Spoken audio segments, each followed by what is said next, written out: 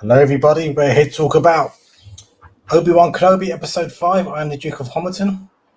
This is my cousin from the same grandfather. What? I'm not dirt.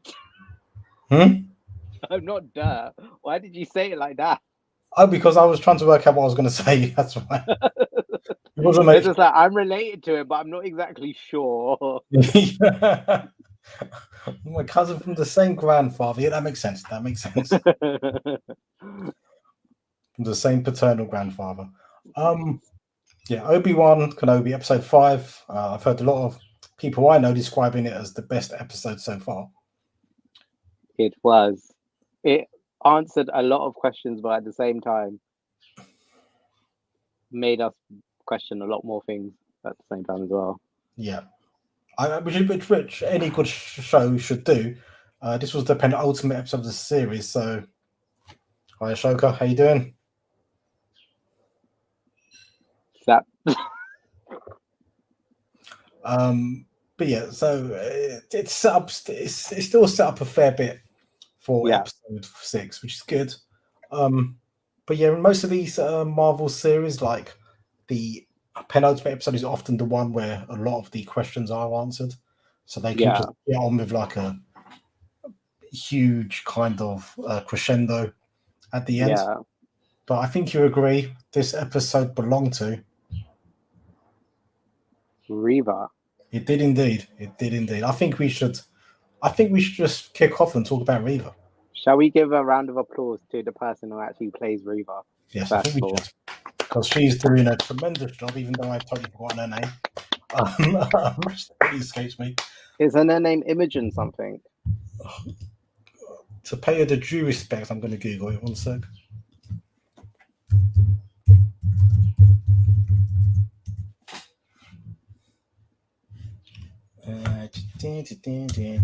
Don't mind me.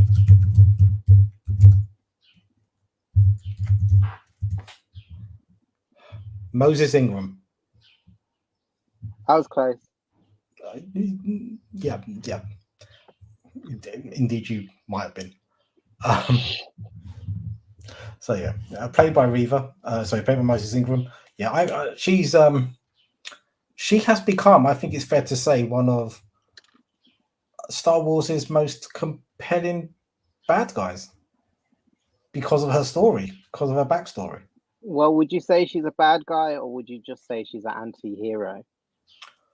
That's a good question. Well, to be, I wouldn't even say she's a villain.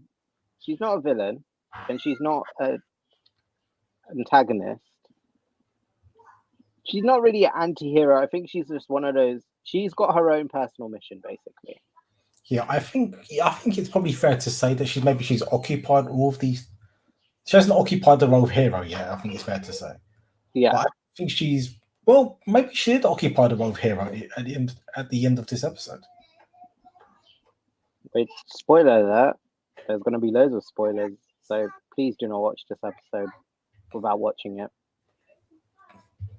Well said.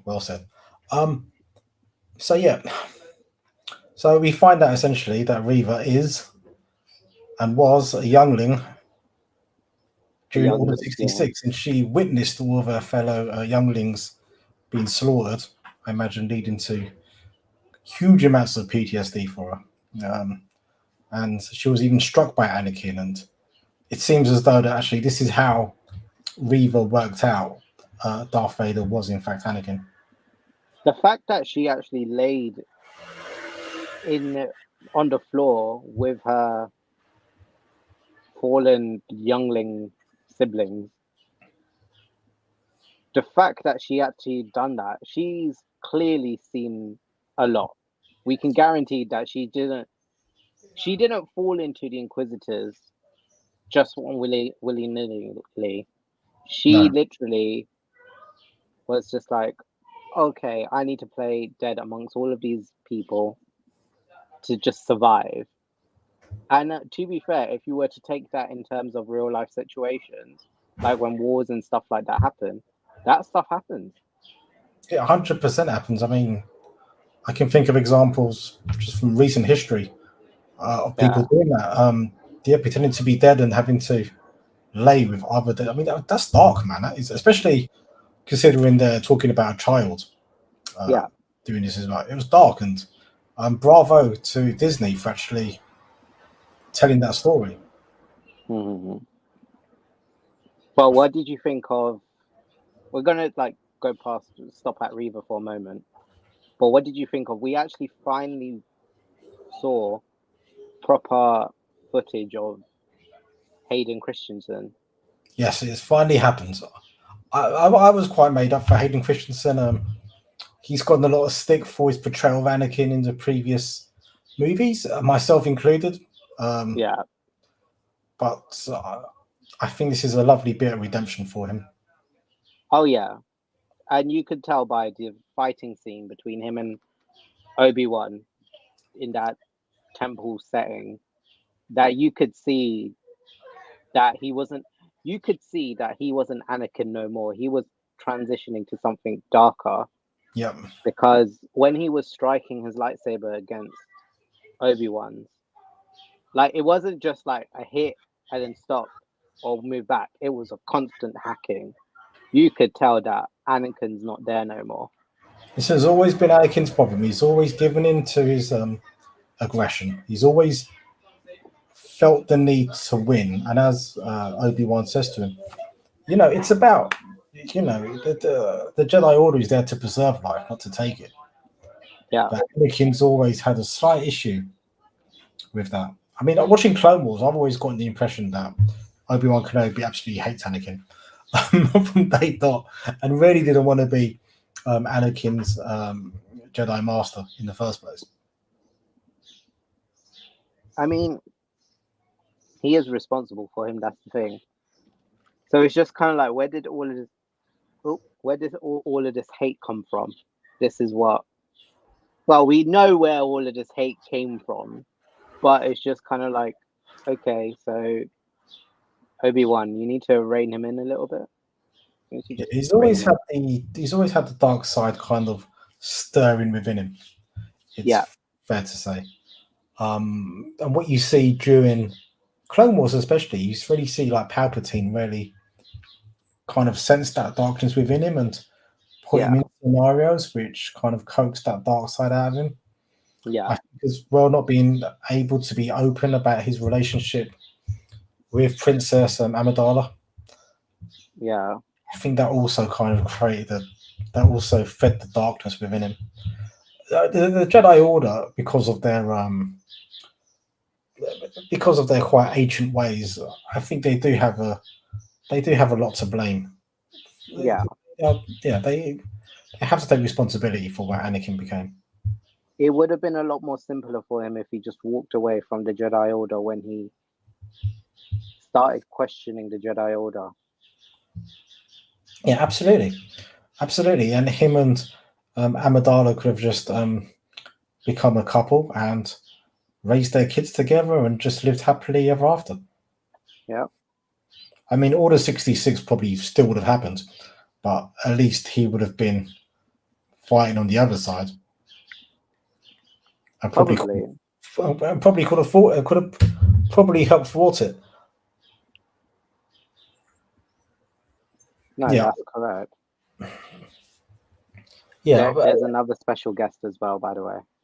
Is there? No, it's Darth Maul.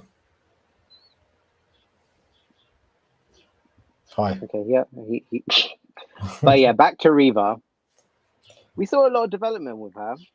The fact that she got made Grand Inquisitor for like what, 15 minutes? Yeah, but it's pretty obvious that Darth Vader always knew that Reva was out to get her. Yeah. And he was just playing her along. Gave her the Grand Inquisitorship. He knew the Grand Inquisitor was still alive. And he knew the Grand Inquisitor, and he knew that Reva had stabbed the Grand Inquisitor. He was stringing her along all along. It just kind of, think about it, it's just kind of like the fact that you played this game quite a long time, Darth Vader. You are pretty messed up. You could have just, he could have just annihilated her. there and then. Yeah, But no, it he was had loads very of options. calculating. I think what Darth Vader realized was that actually Reva is potentially quite useful. She's quite, she's tracking Obi-Wan Kenobi, Yeah, and obviously Darth Vader really wants Obi-Wan Kenobi, so it was quite useful for him to keep her alive until she was no longer useful to him. yeah. But yeah, I mean, I thought Reva might be becoming one of my favorite characters because she's so complex. She, all along her mission was to kill Darth Vader, to take revenge for what happened to her in the Jedi Temple on Coruscant. I think I did mention this previous, but I think, wow, there's either been confirmation that there's going to be an origin series of Reva, or people are trying to get an origin series. From what I understand, I think there's a uprising on Twitter for Reva to get an origin story. I think that'd be really cool. It'd be really cool to kind of understand how she survived Order 66, how she got away from the temple. Yeah. Who helped her? Was it other Jedis who helped her, or was it was it members of the Republic? Was it other stormtroopers that resisted the inhibitor chip during Order 66? And if you were to think about it, she cannot be, if she's out to get Vader, she cannot be acting on her own accord. There must be another team behind her. Or do you think she's just basically acting on her own? She's doing this all by herself. She's she's playing this solo because she can't afford to trust anybody else.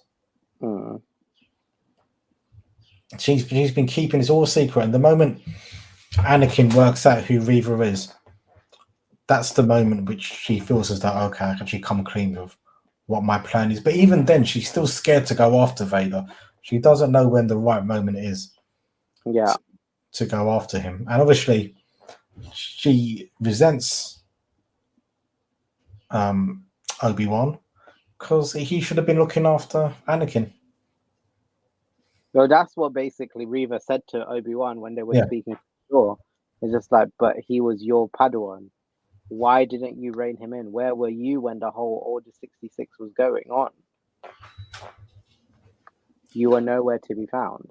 Exactly. So she's got a lot of resentment for a lot of different people, and she's right. She has been let down. She's been let down by, as a child, she was let down by all the adults who were meant to be looking after her. And that can really mess up a human being. Oh yeah. But yeah, I'm loving the Reva story. I think she's great. I hope she has a final battle with Darth Vader at the end. Yeah. After the ship for the refugees and stuff manages to get away, and they do a cool little trick with a dummy ship, and Darth Vader shows all his power by dragging back an entire transport ship using the Force, but then the other ship just flies away, and then it's just him and Reva, and the contempt which Vader shows for Reva.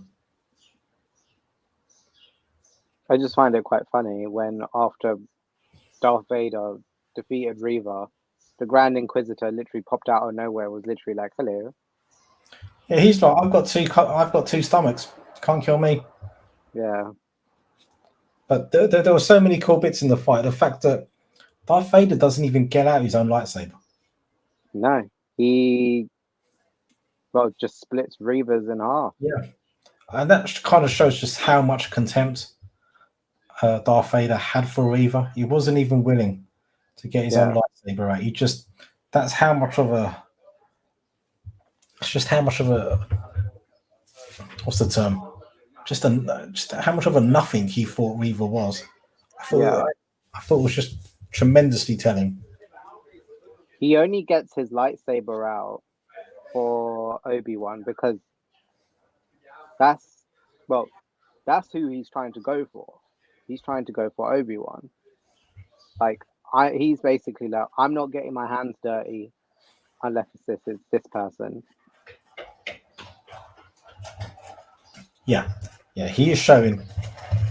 Yeah, He's showing.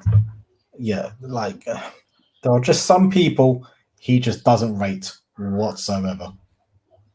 He obviously rates the original Grand Inquisitor quite a bit because he lets him stand side by side with him, and whatnot. And then the same way what happened in the Jedi Temple, stabs her through the stomach. And then just leaves her to die, just leaves her to rot in the gutter. Can't even showing the ultimate contempt. Can't even they don't even bother to finish her off. No, I think that probably might be more of an insult itself. It's like, we'll just leave you to rot. We'll just leave you to die. Pretty much, you can just squeal here in pain. Well, they turn around and call her a sewer rat anyway. So it's just like, well, the sewer will. Well, we don't need to get our hands dirty. That's the thing. Yeah, absolutely. But yeah, I thought it was grand. In the last scene, Reva crawls over to the kind of communication device, comm device, and she basically learns about the existence of another child. But then now I just feel this is what I didn't really want. I didn't want there to be no involvement of Luke. Yeah. And it kind of was just like, okay, so basically we are treating Luke as Harry Potter now in this show.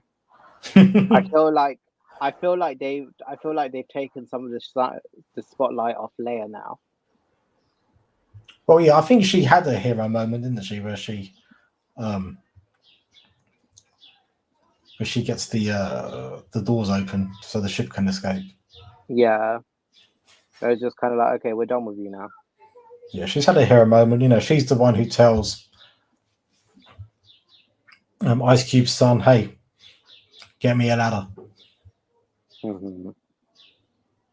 And that just basically shows what Padme used to be like.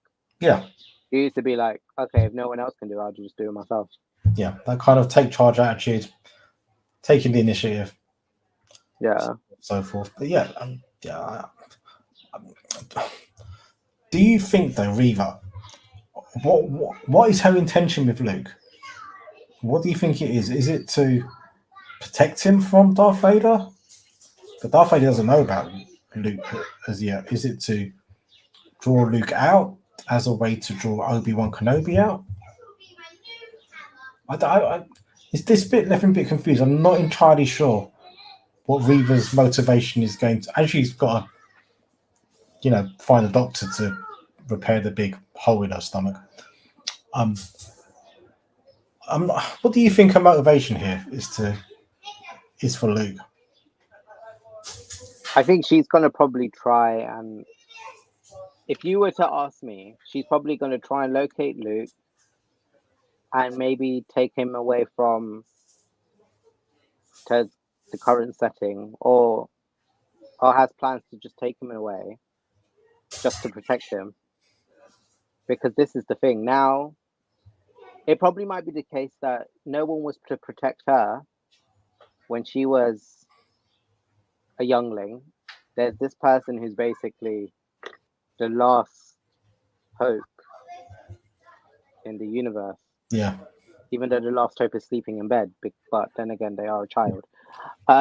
Children need to sleep. Yeah. Oh no. Bavik's frozen. Don't say it. One sec. There you go. You're back. What happened there?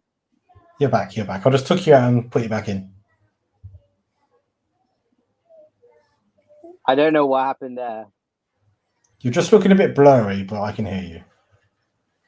Oh, okay. I think it probably might be signal. That's okay. So yeah, but I don't think we're going to see too much of Luke because I don't think too much can happen in front of Luke. Yeah. Otherwise, it kind of like destroys the continuity a little bit. Like it would make, when episode 4 comes along, that would mean Luke knows a lot more what's going on, which isn't the case. So don't be too panicked if. But why do they just have to bring him in the picture? Like, no one asked them. Like, why? This was Leia. Luke had his moment years ago, and to this day, he's still Years having ago, his moment. you mean like in movie wise, had his moment. Yeah, movie wise. Like, no one cares. I mean, I don't. I care. I mean, I feel like, in all fairness, out of all the Jedis, I feel like Luke was literally the most annoying one. Really? Yeah, I would have preferred the original storyline if there was the fact that Luke turned evil, and then they turn around and say, "But there's another," and it was Leia. Leia took over the Star Wars. That was the original idea. Yeah, and then you can have an epic battle between Luke and Darth Vader versus Leia, and Leia just takes out some lightsaber that transforms into a death scythe and just hacks them. Okay, that probably might be a bit too much, but yeah. I think it is a bit too much. I think you need to rein it in a little bit. Well, to be fair, that type of lightsaber would be a lot better than what Darth Ray has. I don't understand that concept. Yeah. Like, why is the lightsaber like this? It's literally like that. I love the fact we've got Lego props to. No, wait, hold on. Let me do it on the red one, actually. Hold on. It literally looks like that,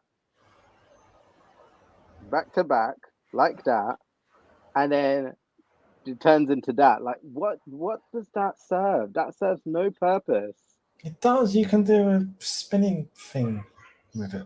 You can't spin it. Look, it's awkward. It's just like, look. Okay, you can spin it. I don't know. I've never been lightsaber training, so. I mean, neither have I. I mean, if I ever go on it, I'll tell you what the purpose is. Fair enough. So yeah, a few other cool bits in the episode. I thought, not cool. Tyler died.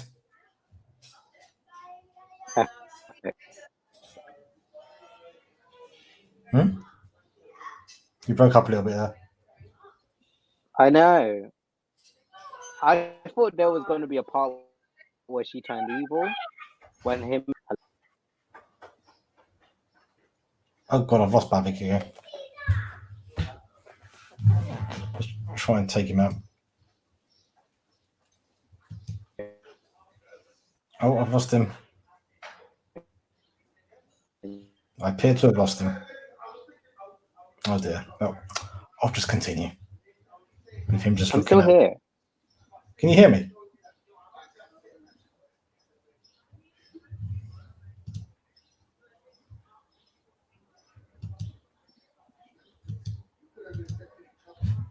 This isn't good. Right, so yeah, Tyler died. She done a sacrifice play. She blows herself. Oh god, I've got the spinning white circle. Yeah, I feel it was. I guess Tyler always had to go. I imagine her character served its purpose. I do wonder though, if was Obi-Wan developing feelings for Tyler? This would be another woman in Obi-Wan's life, which is unfortunately perished right in front of him,